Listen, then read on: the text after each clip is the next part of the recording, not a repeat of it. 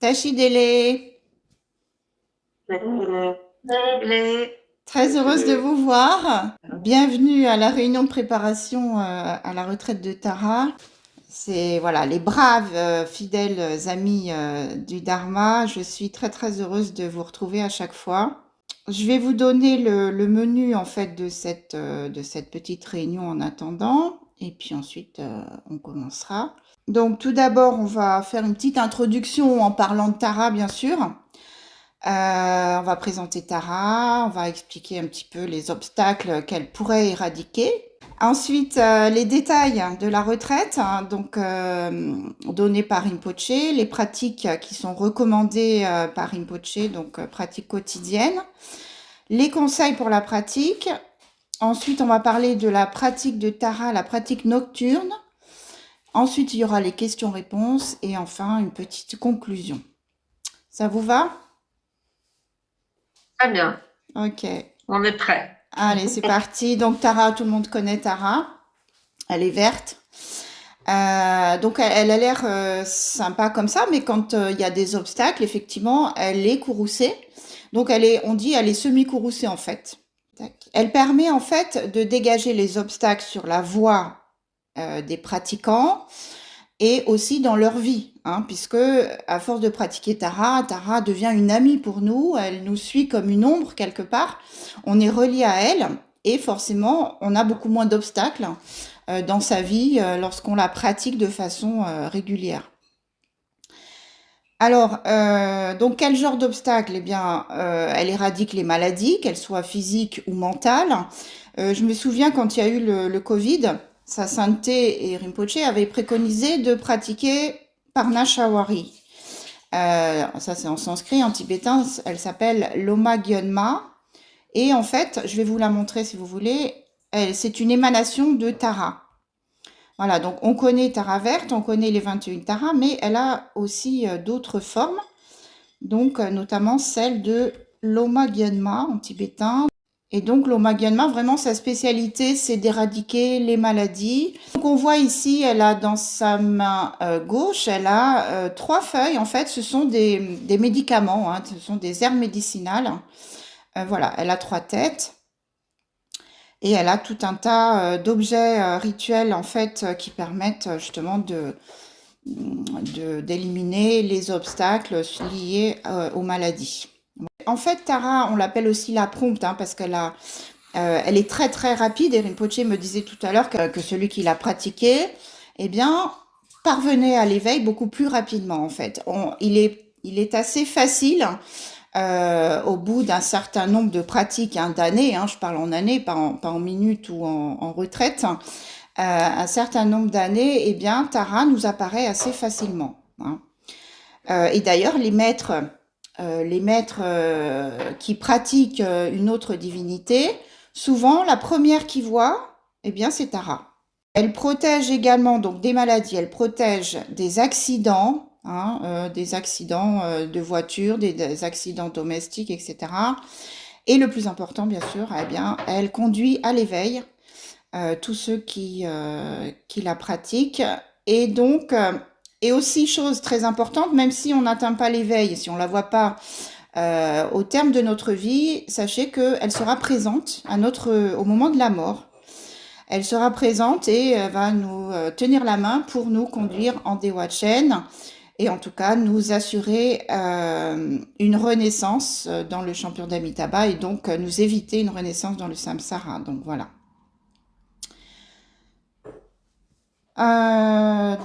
Voilà en ce qui concerne Tara. Maintenant, est-ce que vous avez des questions, peut-être des choses à rajouter? Non, c'est bon? Alors, on poursuit les conseils ensuite, les détails de la retraite. Donc, la retraite va avoir lieu du 24 janvier, puisque le 24 janvier, c'est le jour des Dakini, et donc Rinpoche, sur son calendrier, a prévu une pratique de Tara, justement. Donc, c'est pour ça qu'on entame la retraite ce jour-là. Donc, on commence le 24 à 19h, et ensuite, on finit le 7, donc récitation collective avec Rinpoche le 24. Et donc là, on va réciter le grand texte hein, qu'on connaît, Mais pour la retraite, vous allez faire en fait un texte qui est très court. Je vais vous le montrer, je vais le partager. 3 fois réciter ces deux vers. Jesum Pama Jorma Kieno. Kieno, ça veut dire prends soin de moi, aide-moi.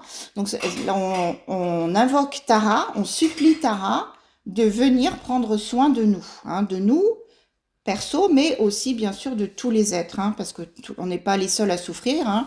Il y en a qui souffrent, on voit bien malheureusement de plus en plus et de façon assez intense. Donc voilà, donc prenez soin de nous. Ensuite, Jitang Dongel, Dongel ça veut dire la souffrance en tibétain, Jitang Dongel, Kunle Kyab tout seul, protégez-nous d'absolument toutes les souffrances. Alors cette pratique, d'où elle vient de sa sainteté Dodjom Rinpoche, parce que justement, lorsqu'il a vu Tara pour la première fois, donc il s'y attendait absolument pas, et donc elle apparaît devant lui, et donc il était un peu démuni, comme il n'avait rien préparé, il savait pas trop quoi faire, donc il lui a fait cette supplication en fait. Il lui a dit voilà, ô sublime Tara, prenez soin de nous, protégez-nous de toutes les souffrances des êtres. Donc voilà, en même temps, quand on récite ça, on se crée un lien vers Tara, et en même temps, au travers de Dudjom Rinpoche et bien sûr de Dupont Rinpoche, puisque Dudjom Rinpoche était son maître principal. Donc ces deux vers sont très importants, récités 3 fois au départ. Ensuite, bien sûr, le mantra. Donc, Om Tale Tutale tous les soirs, on le connaît. Donc, Rinpoche préconise pour les débutants un mala quotidien, minimum. Ceux qui sont un peu plus pratiquants, 3 malas, c'est parfait. Et qui n'ont pas trop le temps, 3 malas, c'est parfait. Et après, au-delà, c'est encore mieux. Plus on en fait, mieux c'est. Voilà. Mais le minimum préconisé par Rinpoche, c'est vraiment un mala. Et enfin, pour que les bénéfices de la pratique puissent s'inscrire dans notre karma et qu'on puisse obtenir des réalisations, il faut faire la dédicace de fin de session. Gewa, ça veut dire les mérites. Gewa Diyi Nyododa, Jesun Jalma Jogurna, Jowa Chikyang Malupa, Dei Sala Gopacho. Donc ça veut dire par les vertus que je viens d'accumuler lors de ma récitation, puissais-je, ainsi que tous les êtres sans exception, atteindre l'état parfait de Tara. Voilà, donc ça c'est le programme quotidien. Alors oui, Rinpoche termine toujours par le mantra multiplicateur. Donc ce mantra à réciter 7 fois qui permet de multiplier les bénéfices de la pratique par 10 millions. C'est Om Dolo Dolo Zaya Mokesoa, Om Dolo Dolo Zaya Mokesoa, etc. 7 fois. Donc c'est assez simple comme programme. Je vais vous l'envoyer, vous inquiétez pas. Ouais, j'ai une question là. Oui, vas-y. Oui. En fait, tout à l'heure, tu disais que tu parlais des bénéfices de pratiquer Tara de manière régulière sur plusieurs années. Et quels sont les bénéfices de faire une retraite Tara comme on va faire? Et parce que moi, dans mes pratiques quotidiennes, je n'ai pas Tara. Au tout début, je pratiquais, mais je suis passé à d'autres idam. Oui, c'est voilà, pas. Oui. Alors. Oui, Tara, elle est importante parce qu'en fait, elle élimine les obstacles. Donc, en ce sens, en tant que pratiquant, on a besoin de ça parce que on n'a pas envie d'avoir des problèmes dans la vie pour justement pouvoir pratiquer le plus possible. On n'a pas envie d'être malade parce que quand on est malade, ça réduit notre temps de pratique, etc., etc. Donc, elle est importante en ce sens. Mais après, pour atteindre l'éveil, tous les Bouddhas sont identiques en fait. Alors, le bénéfice de la retraite, quand on fait une retraite d'une divinité, on est concentré sur cette divinité. Et donc, les bénéfices sont beaucoup plus importants. Puisqu'on va penser constamment à Tara. Là, je suis en retraite de Tara, donc je vais penser à Tara le plus possible, même si on ne la pratique pas. En fait, le but, c'est vraiment de penser à la divinité le plus possible. Alors après, je sais pas, comme tu as d'autres pratiques, faudrait que je demande à Rinpoche, il faut que tu abandonnes tes autres pratiques pour te concentrer sur Tara? Après, c'est toi qui vois aussi, tu peux, parce que juste un mala par jour, c'est pas compliqué non plus. Tu peux garder tes pratiques quotidiennes et puis rajouter Tara, ou tu peux en enlever et puis rajouter, enfin voilà. Je pense que après. Mais déjà, le fait de faire une retraite ça a des bénéfices, cette retraite Ah bah sur complètement, plusieurs jours. bien sûr. Non. Oui, oui. Non. Après, tu vois La si, question, elle est grande, la après, tu vois réponse, elle est... si tu sens qu'il y a quelque chose qui s'est passé et que tu sens un lien avec Tara, tu peux poursuivre après un mala par mois. Tu sais, t'es pas obligé de faire tous les jours, tous les jours, tous les jours. Ouais. Mais en fait, garder le lien avec Tara, ça c'est important parce qu'on dit que quand on pratique une divinité, cette divinité donc est à nos côtés. On la voit pas, bien sûr. Malheureusement, on a encore un karma assez négatif et enfin un karma qui voile tout ça et donc on la voit pas, mais elle est présente. Hein.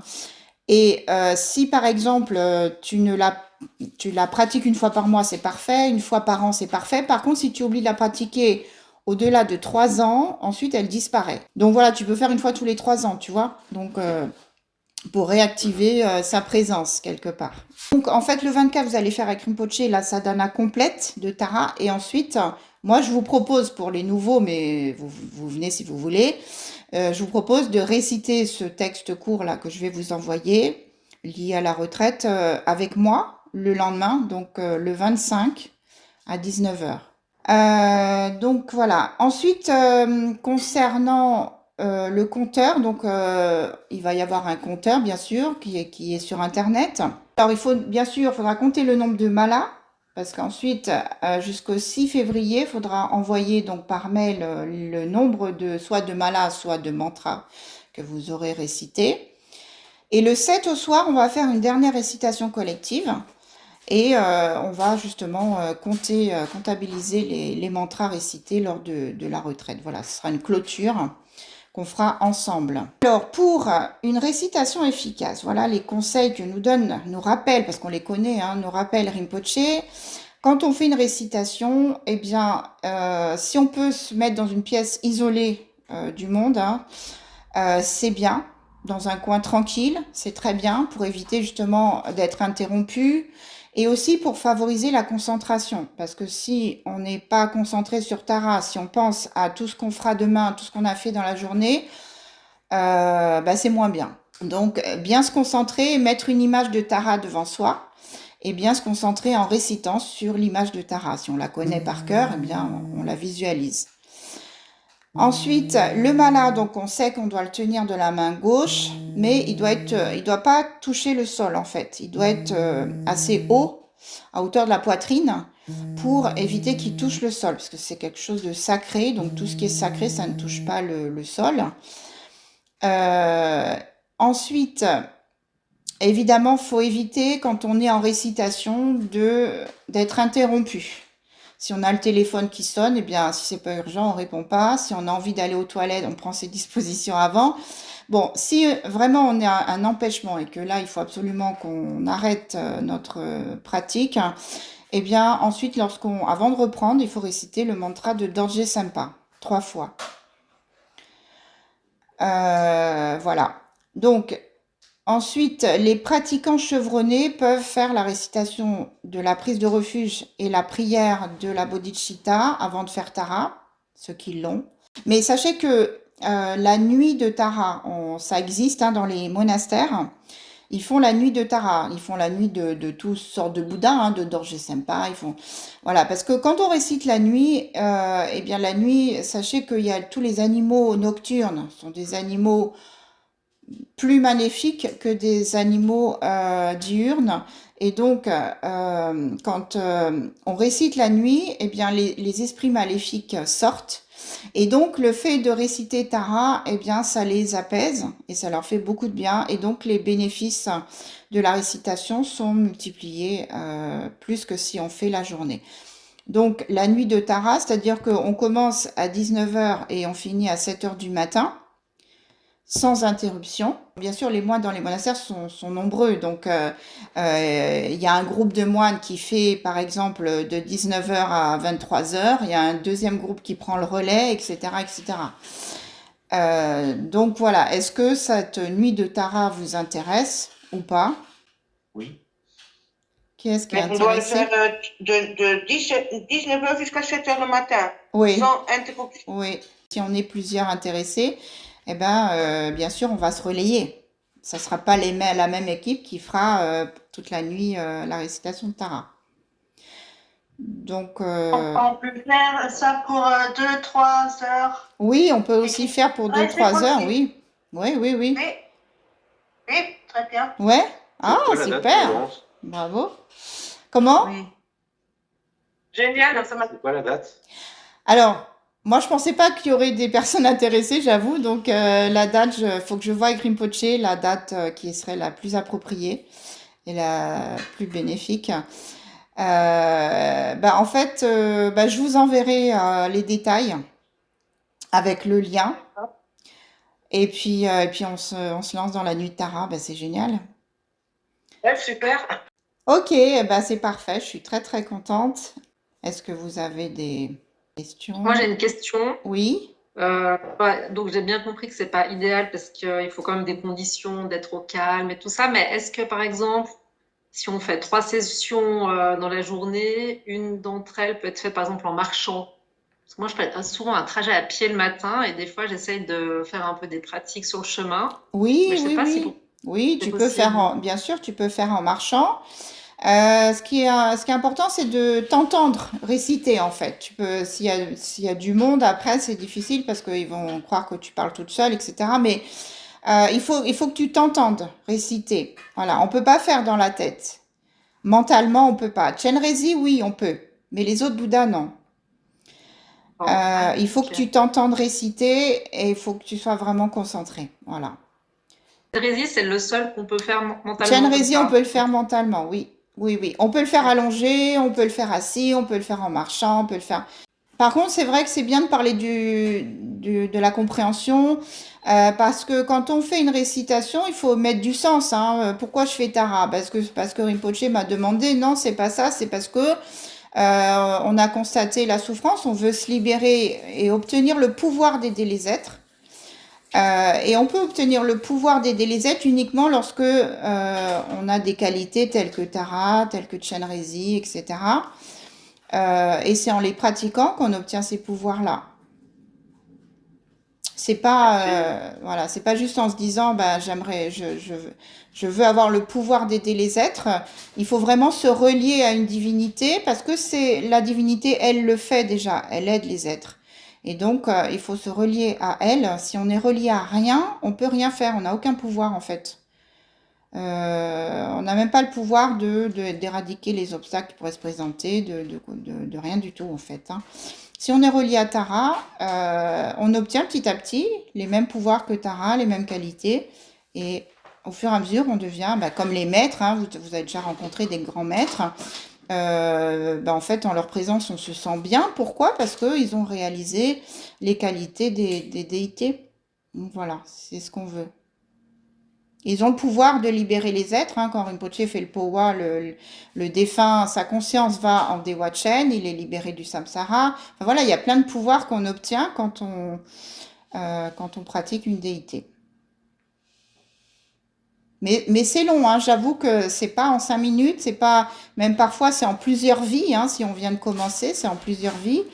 Des fois c'est à la mort, des fois c'est avant. Enfin, voilà, donc c'est long, il faut s'accrocher, faut persévérer. Parce qu'on a tellement tourné dans le samsara depuis des vies et des vies que là ça suffit, il faut se dire stop. Ça suffit parce que là j'ai une bonne vie, j'ai une vie humaine, mais je ne sais pas dans la prochaine, est-ce que je serai animal, est-ce que je vais souffrir, est-ce que je ne sais pas où est-ce que je vais renaître. Donc il faut absolument s'accrocher aux déités qui sont les seules à nous sauver, en tout cas au moment de la mort aussi, puisqu'elles vont apparaître au moment de la mort et nous sortir définitivement du samsara pour nous emmener en Dewachen. Donc voilà.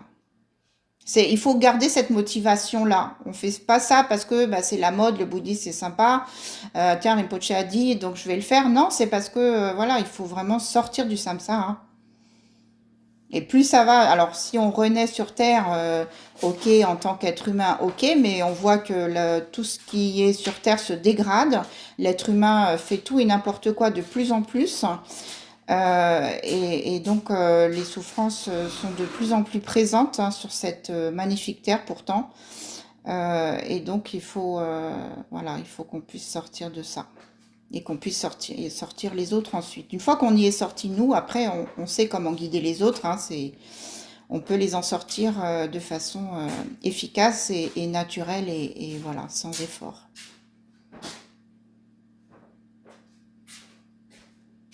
J'ai une question, Laurence, aussi tu dis que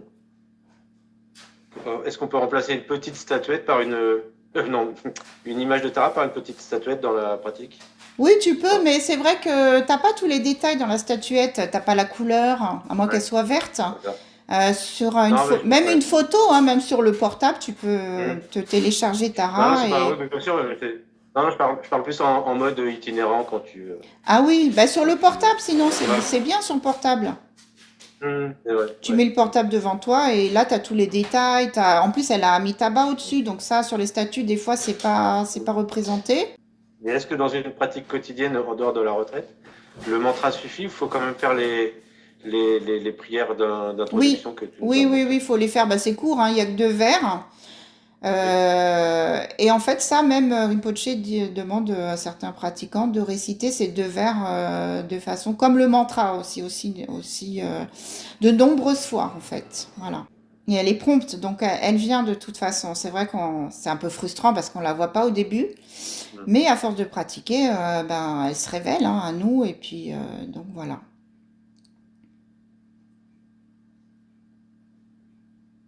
Ça vous va? Hmm. Super. Voilà. Ben, si vous avez des questions en cours de route, n'hésitez pas à envoyer des messages. Voilà, et puis. J'espère que enfin, parce que je l'ai pris en cours, je suis arrivée un peu tard. Oui, Donc, il y a souvent les 2 vers, et après, il y a le mala à réciter. voilà, c'est ça, exactement.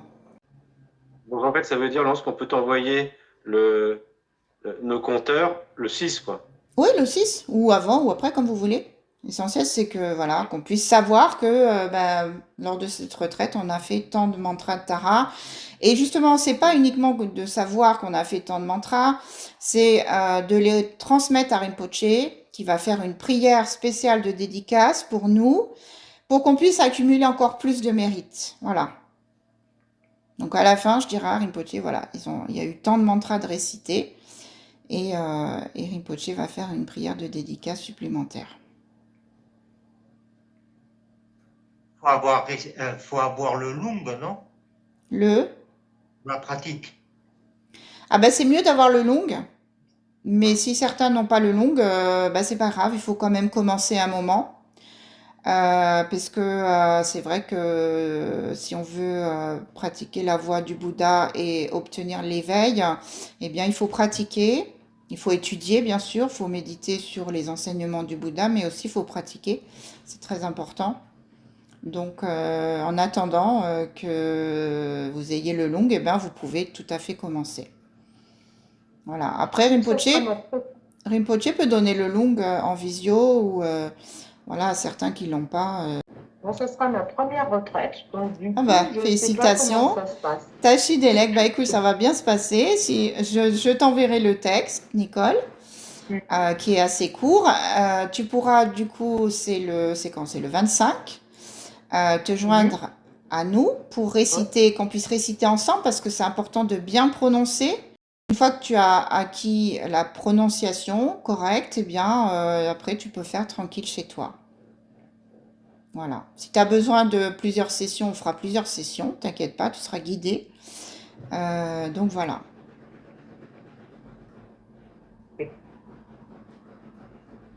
Le 25, ce sera à quelle heure? On sait Bah, à 19h? moi, je mets 19h, mais si vous préférez un autre horaire, dites-moi, hein, il n'y a pas de souci. Plutôt compliqué. 19, ja. C'est c'est bon? bien. 19h, c'est bon? Ouais. Voilà. Alors, Jesun, ça veut dire la vénérable, la sublime. Vénérable, sublime. Jolma, bah, c'est Tara. Kiekieno, ça veut dire Lama Kieno, ça veut dire Lama prend soin de moi. Et là, c'est la vénérable Tara, prenez soin de moi, prenez soin de nous. J'étends Dongel, ça veut dire donc les souffrances. Donc protégez-nous de toutes les souffrances. Donc voilà. Donc on essaie d'être vraiment en refuge avec Tara, en lien vraiment avec Tara, et d'être vraiment avec tout ce qui se passe quand on allume la télé, toutes ces guerres, tous ces gens qui font n'importe quoi, qui ont beaucoup d'argent, qui pourraient aider les autres, mais qui font n'importe quoi, qui vont sur Mars, qui vont sur la Lune, et donc qui polluent complètement notre planète, qui font tout et n'importe quoi. Ça crée des souffrances en fait à la planète, ça crée des souffrances à la Lune aussi. Puisque la Lune, on ne la respecte pas, on se permet d'y aller sans savoir si le fait de poser le pied sur la Lune, ça ne la dégénère pas, voilà, on n'est pas des Martiens, hein, on est des Terriens, et donc il faut qu'on fasse le maximum pour aider tous les êtres sur Terre, et non pas aller voir ce qui se passe sur la Lune. La Lune a une fonction, elle est là pour nous éclairer, elle est là pour les marées, etc., etc. Ils veulent aller sur Mars, et donc ça va nous retomber dessus à un moment ou un autre, en fait. Toutes ces pollutions, toutes ces viandes que les êtres mangent tous les jours, alors que c'est vrai qu'on peut manger de la viande, mais en manger matin, midi et soir, c'est peut-être pas nécessaire de tuer autant d'animaux qui n'ont rien demandé. Voilà, toutes ces souffrances, ça nous retombe dessus, les catastrophes naturelles. Pourquoi est-ce qu'il y en a de plus en plus? Ben parce qu'on fait tout et n'importe quoi, c'est pour ça, on fait de plus en plus n'importe quoi surtout. Et donc c'est pour ça qu'il y a de plus en plus de catastrophes naturelles. La nature se révolte forcément. Donc voilà, toutes ces marées noires qui tuent tous ces poissons. En plus des pêcheurs qui en pêchent des tonnes et des tonnes par jour. Tout ça, c'est des souffrances pour les animaux, c'est des souffrances, hein. Les poissons, c'est un animal, le poisson, hein. Donc, voilà, l'humain fait n'importe quoi, et forcément, ensuite, il pleure parce que voilà, il y a eu des feux là, à Los Angeles, il y a des inondations à droite, il y a des vents à gauche, des tornades de plus en plus, et donc, voilà. Donc, il faut qu'on se calme, qu'on prie pour tous ces êtres qui retrouvent la raison, et surtout qui pratiquent la vertu, s'ils veulent sortir des souffrances. Après, s'ils veulent souffrir, il n'y a pas de souci, qu'ils continuent comme ils sont en train de faire, de tout détruire, et là, ils obtiendront la souffrance. Mais si les êtres veulent éviter de souffrir, eh bien, il faut vraiment qu'ils comprennent qu'il faut vraiment pratiquer la vertu. Donc, on prie pour tous ces êtres qui sont dans le noir, dans l'ignorance. Donc voilà, on prie pour eux, pour qu'ils puissent sortir de leur ignorance et pratiquer la vertu et obtenir l'état parfait de Tara, puisque là c'est Tara qui a d'ailleurs sauvé le Tibet avec Chenrezig, avec Padmasambhava, donc qui a sauvé le Tibet. À l'époque, le Tibet c'était un lieu où ils étaient omnivores, oui c'est ça, ils étaient omnivores, ils se mangeaient les uns les autres, c'était des petits diables, hein, les Tibétains, avant que Tara, Chenrezig et Padmasambhava arrivent et instaurent le Dharma au Tibet, et donc pacifie tout ça. Le bouddhisme tibétain, en fait, c'est vraiment, quand on pratique le bouddhisme tibétain, il n'y a pas plus haut. Il n'y a pas plus important en fait, puisque c'est vraiment le bouddhisme qui permet, c'est le très grand véhicule qui permet d'atteindre l'éveil en une vie. Et donc, il n'y a pas plus grand, il n'y a pas plus important que le bouddhisme tibétain. Et donc, le Tibet est devenu le haut lieu du bouddhisme tibétain, du Vajrayana. Et alors que quand on voit ce qu'il était avant l'arrivée de Tara, Padmasambhava et Chenrezig, eh bien, c'est merveilleux, voilà. Voilà. Bah, sur ce, Tachidele, rêvez bien de Tara. Vous pouvez commencer dès maintenant. Je vous envoie vite le petit texte. Rêvez bien de Tara. Mettez bien une photo sur votre téléphone. Partout dans votre maison, mettez Tara. Et ça sera merveilleux. Tachidele. Tachidele. Merci. Merci. Bonne soirée à vous.